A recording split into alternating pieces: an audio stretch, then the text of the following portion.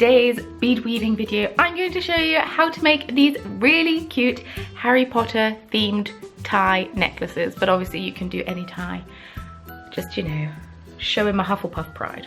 Today's video is a really easy bead weaving tutorial. It's using the stitch called brick stitch, and if you don't know how to do brick stitch, I very handily have a brick stitch basics video for you.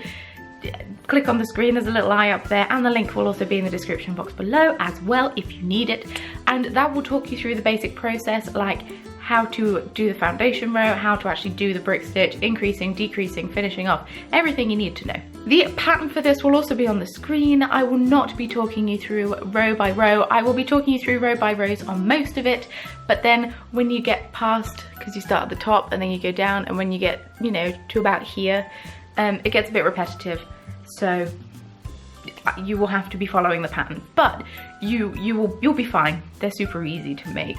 And now I need to make all the other houses as well, and make my sister a Hufflepuff necklace because she is also a Hufflepuff. Don't forget to give this video a big thumbs up if you are also a fan of Harry Potter, and click subscribe so I know that you want to see more Harry Potter themed tutorials.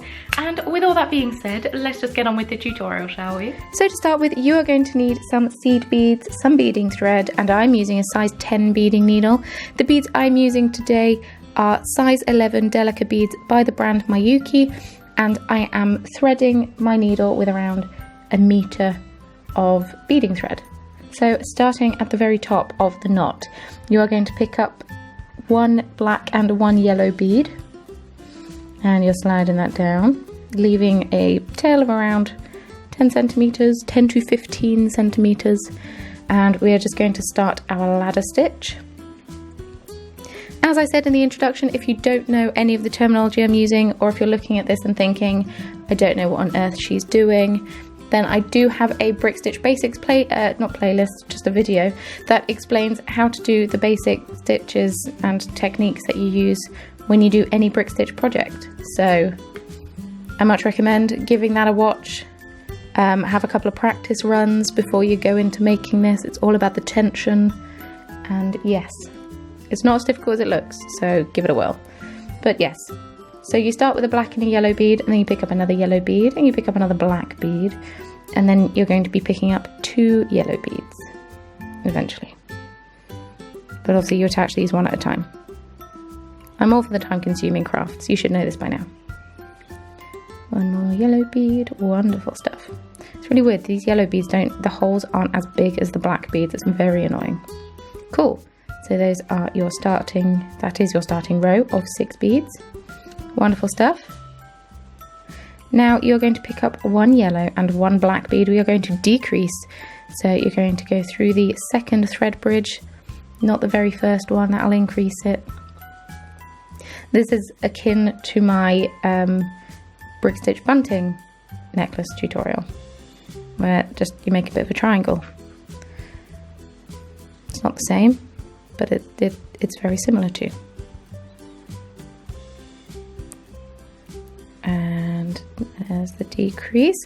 Then you are going to attach 2 yellow beads eventually. Just want to quickly apologise for lack of tutorial on Sunday and lack of videos last week actually. I was in England and I was visiting family and friends, so they took priority. I was a busy bee, so editing took a backbench, and this video I filmed before I went, thinking I'd be able to edit it and upload it on for Sunday, and that just didn't happen really. I'll be straight with you. So this is the earliest I've been able to get the video up, and I hope that's okay with you all and that it was worth the wait. So now we're going to attach another black bead. So we're carrying on that black stripe we've got going on. Make sure you hold that tail thread nice and tightly, otherwise you're going to have a really loopy thread bridge, and they're really annoying because then your beadwork isn't straight, which you really don't want. Cool. So now you're going to pick up 1 black bead and 1 yellow bead, and once again decreasing, so going through the second thread bridge and pulling that through. Wonderful stuff. And then, as with all decreases, I go back through both of the beads in a nice circular motion So go back down through the black bead and back up through the yellow bead. And this just kind of makes them sit in the right place, because otherwise they're all wonky and it's not a fun experience. I wish I still had the first piece of beadwork. I did. I can remember what it is. It was a triangle and it wasn't a tidy one. Cool, so now you can pick up another yellow bead.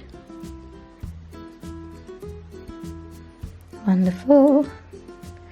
And this pattern is symmetrical in that whatever you do on one side, you do on the other side. So we're decreasing on this side as well and picking up a black bead.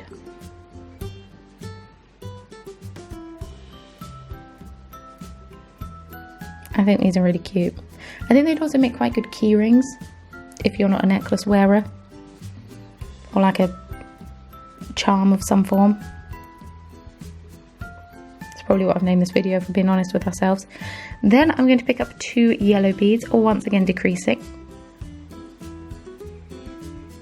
I feel like you've got the pattern now.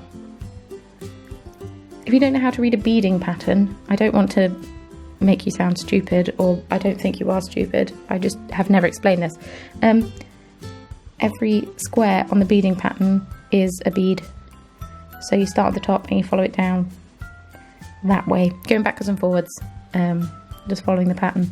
I know that sounds really lame to explain, but I just want to make sure that everyone's on the same page. Cool, so now we're picking up another black bead and adding that one in. And then the next row is the final row of the knot. So picking up another black bead and a yellow bead and skipping that first thread bridge, going through the last one. And then just doing the wiggle around. And instead of just putting a point on the end, which is what you would do if you're making a triangle, we're going to increase again. And I purposefully didn't line up the stripes.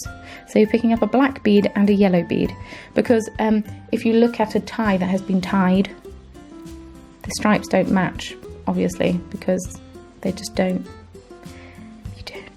And then you're going to pick up another yellow bead, and there's only one thread bridge, so that all goes through the same thread bridge, which means you increase on both sides. Very clever. So you just need to make sure that the beads kind of sit in place, and you might have to coax them a little bit and force them to do what they don't want to do, you know, like a spoiled toddler, but that's fine. So then you're going to pick up 1 black and 1 yellow bead, and you're increasing, so going through the very first thread bridge once again, and making sure it's all nice and in place, picking up another yellow bead, going through the next thread bridge. Wonderful stuff. And picking up a black bead to increase on the other side as well. Hope you're all well.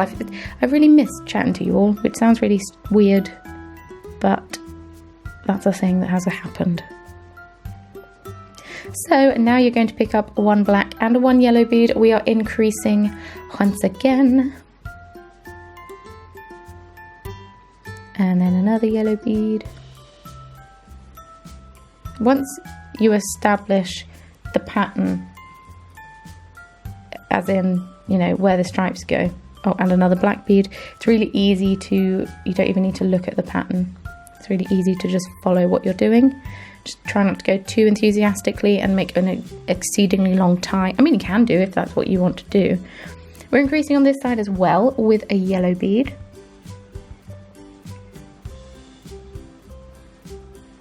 Wonderful stuff. And then the next row we are decreasing. So pick up 1 yellow and 1 black bead. We are skipping the first thread bridge and going through the second. The reason that you increase and decrease is because you can't do a straight vertical line with brick stitch, because the beads aren't directly on top of each other like they are with square stitch. So you have to kind of increase then decrease then increase then decrease to kind of give the illusion that it is nice and straight and lined up, even though it actually technically isn't. So I just attached another yellow bead, and this one too will be a yellow bead and will be the last bead of the row, because we're decreasing on this side as well, because otherwise we're going to have a really weirdly triangular shaped tie. So now I'm going to pick up 2 yellow beads, and now I'm increasing. So every other row you increase, and then on the other rows you decrease. Yes? Yes? On the main body of the tie, the longest row you'll be doing is 5 beads long. I don't know if I'm just now talking too much about it and I'm going to confuse everyone. So then you attach a black bead and then finishing off the row, increasing on this side with 2 yellow beads.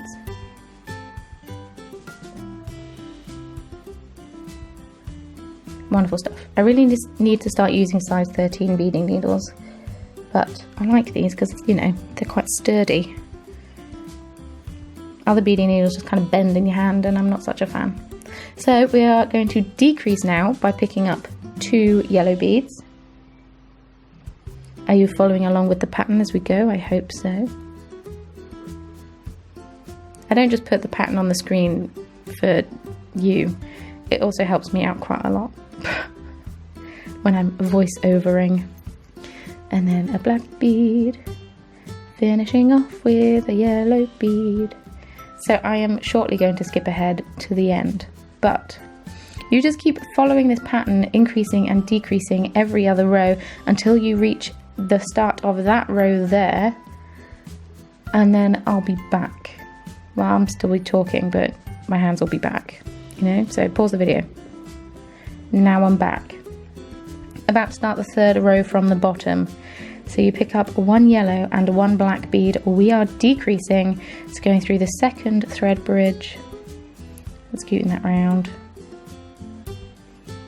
See how much my tie has grown. Like I said, 1 meter of thread is far too much, but I would much rather have too much than too little.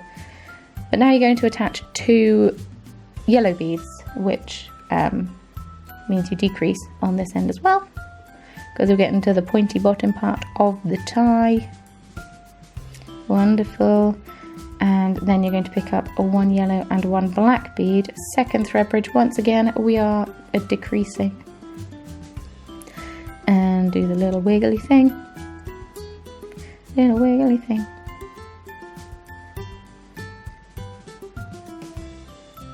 And then finishing off the other side with a yellow bead. Sorry I skipped ahead, I had to, otherwise this video would have been like an hour long.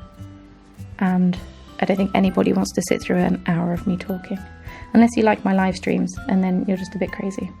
And then we are picking up 1 yellow and 1 black bead, and once again, 2nd thread bridge, we are decreasing, and this is the final row. And I don't mean that literally you're crazy, but I mean it in a wonderful kind of way, because I am a bit too.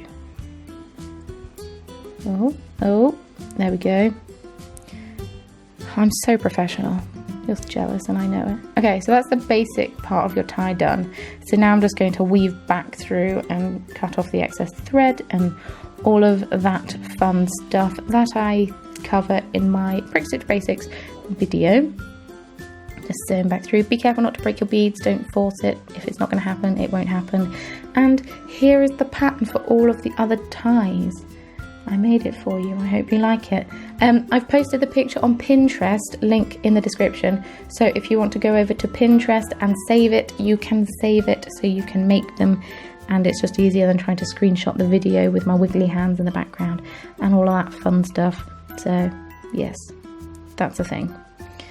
So now I'm taking the tail thread and I am weaving up and down to one of the middle 2 beads, and then I'm taking some clear seed beads. These are just regular check glass seed beads, size 11, and I'm picking up 5 of them, and then I'm going to go down through the loop next to it, and then once again sew through my beadwork, making sure that that tail thread is super secure, because you don't want your tie falling off and getting lost, because that'd be really sad. Then I'm taking a 6mm jump ring. I am twisting that open using my pliers. I like using 2 pairs of pliers. Saves chipping on nail varnish. Pop that through the loop of seed beads that you've just made, and then you want to pop a chain through as well. Twist it back closed. And we twist jump rings because then they maintain their nice circular shape. And that is your necklace complete. Ta-da-da, ta-da-da. As you can see, I did make all of the other houses as well. So let me know what house you're in. I'm nosy as anything. So now you know how easy it is to make this cute little tie necklace. If you enjoyed this tutorial, please feel free to give it a thumbs up. Your support means the world to me, and why not hit subscribe?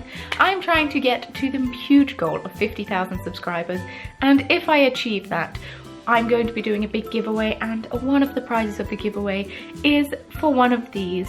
I will ask you what your house is and I will make you one. So if you want me to get to 50,000 subscribers and therefore hold a giveaway, feel free to share this video with anyone else who is a fan of Harry Potter, because there's a lot of them out there. Don't forget to check out the description box below for a link to all of my social media and a list of all the things that you'll need to make one of these necklaces, as well as a link to the website where I buy my supplies from. I'm not sponsored by them, I don't get paid by them in any way. I just get asked in every single bead weaving video, where do I buy my supplies? And it's always in the description box, so make sure you check it out. Are there any other Harry Potter tutorials that you want to see? Let me know in the comment section down below. I can see if I can make that happen for you. Not making any promises, but you know, I might be able to whip something up. Thank you very much once again for watching, and I shall see you very soon in my next video. Bye!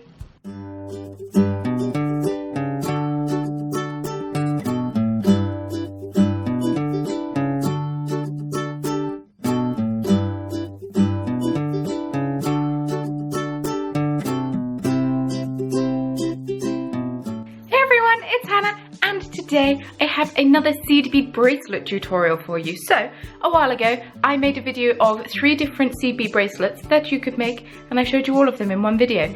So I've decided to repeat that and make some nice stackable bracelets for you, or show you how to make them. I don't actually make them for you, I make them for myself, but you understand the point of a YouTube tutorial, right?